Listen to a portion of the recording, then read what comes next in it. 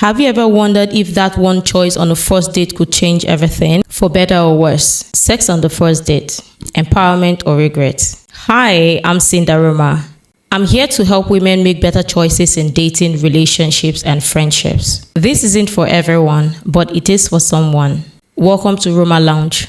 I used to react to dating clips online like everyone else. But the more I watched, the more I realized we're not just reacting, we're confused. So instead of reacting, I want to talk about why these conversations hit so hard, what we've forgotten about love, and what actually builds relationships that last. Let's talk about sex on the first date. Many women today think is a way to show chemistry or keep things exciting. But does it really work like that?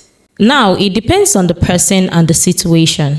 In my view, holding off can give you time to really get to know someone, their thoughts on relationships, their goals for the future. The first date is about checking if you both click beyond the basics, seeing if their words match their actions. You see, sex has become so casual for a lot of people that it's lost some of its deeper meaning. It's meant to create a real bond where you share more than just the physical, because you open up your vulnerable side.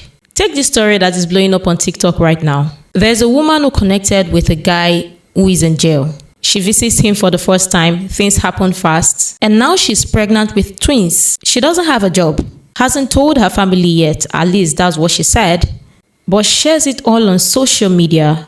Turns out he has kids with other women and won't be out for 15 years. Now she's asking for help through a GoFundMe to care for the babies. This isn't about judging her or anyone. It's about the choices we make and what comes after. She didn't know him well, at least to know enough about him. And being in that environment, like a public spot without protection, brings risks like STIs or STDs. Unprotected sex can lead to more than pregnancy. And while accidents happen, like a condom breaking, it's still smart to think ahead. We build houses knowing storms might come, but we plan for it. The thing is, you're an adult. You decide what's right for you. But every choice has results, and you have to own them. It's tough seeing her turn to social media instead of family first, or expecting others to step in when the dad can't. Getting a job might feel hard, but it's part of stepping up. Now, women, hear me out. It's your body, your call, or your choice. I'm not here to boss you around, but think about this. We guard our phones and passwords like gold, yet sometimes share our bodies without a second thought. Why? It shows that we might not be putting the same value on our health and well-being. Just because times has changed doesn't mean everything's fair game. If you're not planning to see them again or build something real, why rush into sex? Especially without protection. Listen, I can't tell you what to do. You choose what fits you. But look in the mirror.